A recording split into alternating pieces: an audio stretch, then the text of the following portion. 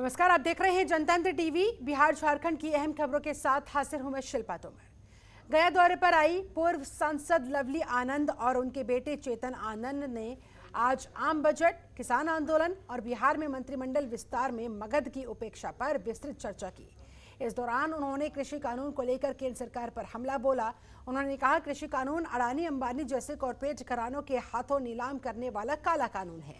वहीं बिहार में मंत्रिमंडल विस्तार में मगध की उपेक्षा पर बोलते हुए उन्होंने कहा महान विरासत वाली मगध और बिहार की धरती, यहां तमाम संसाधनों के बावजूद इसकी अनदेखी करना इस धरती का अपमान है। आज तो हम लोग का ये भी कहना है कि किस तरह से अब चल रहा है देश, आप लोग देख ही रहे हैं किस तरह का बजट आ रहा है। जो ज़्यादा है धनी उस ज़्यादा से ज़्यादा धनी होने वाला है, जो गरीब है वो और भी ज़्यादा उसमें गरीबी की मार पड़ रही है। तो इसी तरह का ये बजट है और उसमें कहीं बिहार का कुछ नहीं है, न विशेष राज्य का दर्जा, न विशेष पैकेज।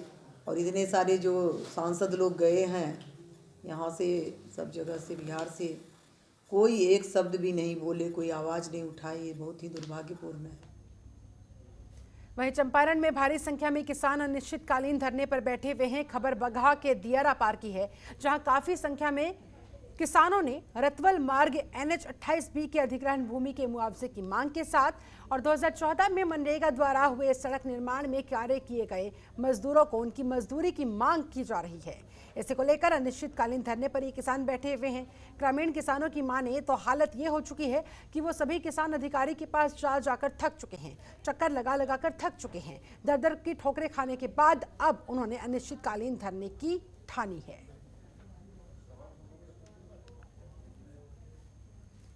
तो किसानों का ये बिहार के चंपारण में अनिश्चितकालीन धरना प्रदर्शन, सत्याग्रह, विशाल धरना प्रदर्शन, मुआवजे की मांग और मजदूरी को लेकर ये किसानों की तरफ से धरना दिया जा रहा है। किसानों का कहना है कि संबंधित अधिकारियों के दफ्तरों के चक्कर काट कर ये लोग थक चुके थे और तब जाकर इन्होंने धरना करने की ठानी, ताकि ऊपर तक अपनी बात पहुंचाई जा सके, अपना दर्द बयां किया जा सके। इन लोगों की मांग है इन्हें उचित मुआवजा मिलना चाहिए और जिन मजदूरों की मजदूरी रह गई है, 2014 का ये पूरा मामला, सालों से जो मजदूरी पेंडिंग पड़ी हुई है उसका भुगतान किया जाना चाहिए। और इस तरह से प्रमुख 3 मांगों के साथ बड़ी संख्या में किसानों का यह अनिश्चितकालीन धरना प्रदर्शन बिहार के चंपारण में।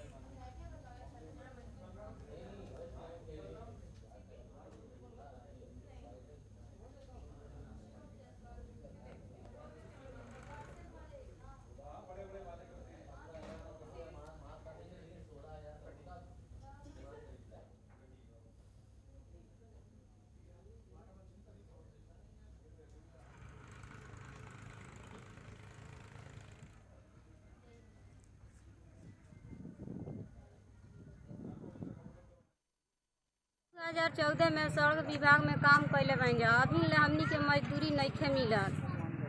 जबले मनरेगा वाला, जबले हमनी के मजदूरी नहीं मिली तबले हमनी के धरना पर बैठे रहेंगे। का नाम पड़ी? सीमा देवी।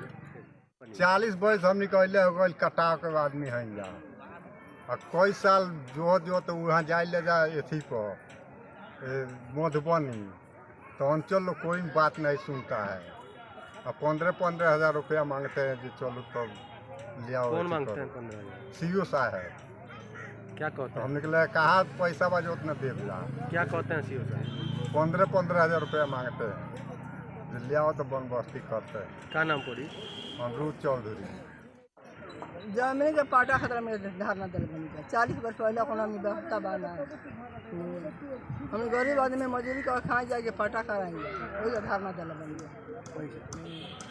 जो हमने कौन में हाथ लगा कर हमने पट्टा कराएंगे। तो आपका पट्टा क्यों नहीं हो रहा है? क्या मामला है? पट्टा 15,000 रुपया मांगता है एक आदमी पर। कौन मांग रहा है?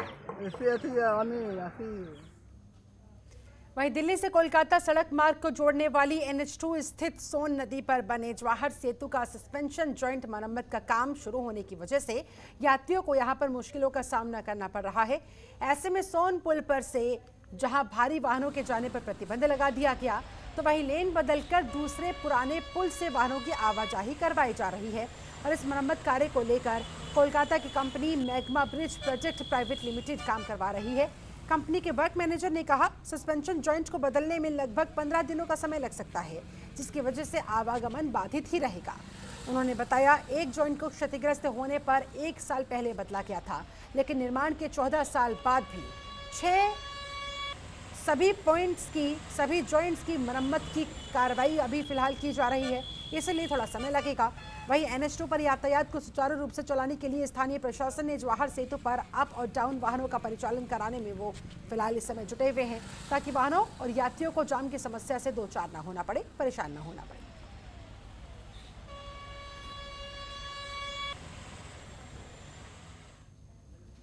उधर बिहार में अपराध बदस्तूर जारी है। इसकी बानगी सहरसा जिले में देखने को मिली, जहां देर रात अज्ञात अपराधियों ने एक घर में घुसकर लड़की का अपहरण कर लिया। विरोध करने पर लड़की के भाई को गोली मारकर जख्मी कर दिया। पूरी घटना सदर थाना क्षेत्र के बरहाटा मोहल्ले की बताई जा रही है, जहां देर रात कुछ बदमाश 12 से 13 राउंड फायरिंग करके लड़की के साथ मारपिटाई करते हुए वहां से फरार हो गए। घटना की जानकारी मिलने के बाद सदर SDOP मौके पर पहुंचकर घटनास्थल का जायजा लेते दिखे।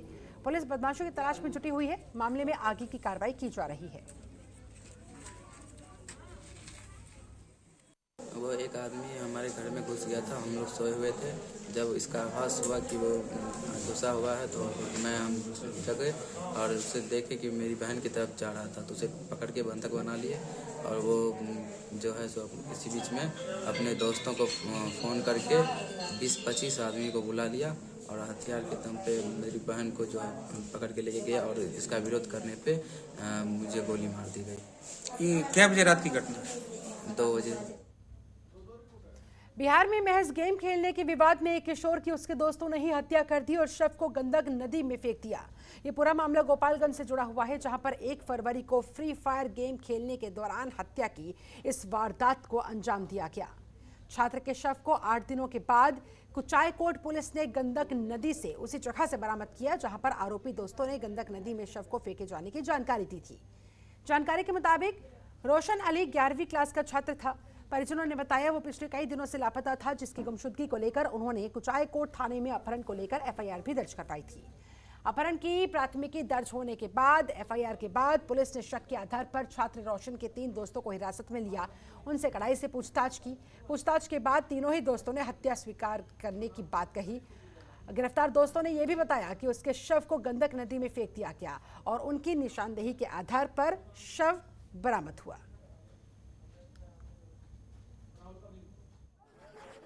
कुचायकोट थाना अंतर्गत एक लड़की की हत्या हुई थी और उसके अनुसंधान के क्रम में 3 लोगों की गिरफ्तारी हुई और जो घटना का कारण था वो एक फ्री फायर करके गेम होता है।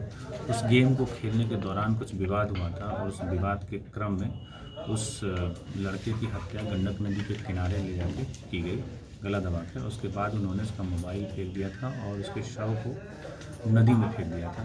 तो पिछले 4-5 दिनों से हमारी जो जिला आपदा की टीम है और जो SDRF की टीम है लगातार कोशिश कर रही थी उसकी बॉडी रिकवर करने की, जिस क्रम में कल हम लोगों ने उसकी बॉडी रिकवर की है और उसको पोस्टमार्टम के लिए पोस्टमार्टम करा के उनके पास सुपुर्द किया गया है और इस घटना में जल्दी चार्जशीट करके और इसको स्पीडी ट्रायल के तहत इसके जो भी दोषी हैं 3 लोग उनको सजा दी जाएगी। खबरों के निष्पक्ष विश्लेषण के लिए सब्सक्राइब करें जनतंत्र TV and press the bell icon.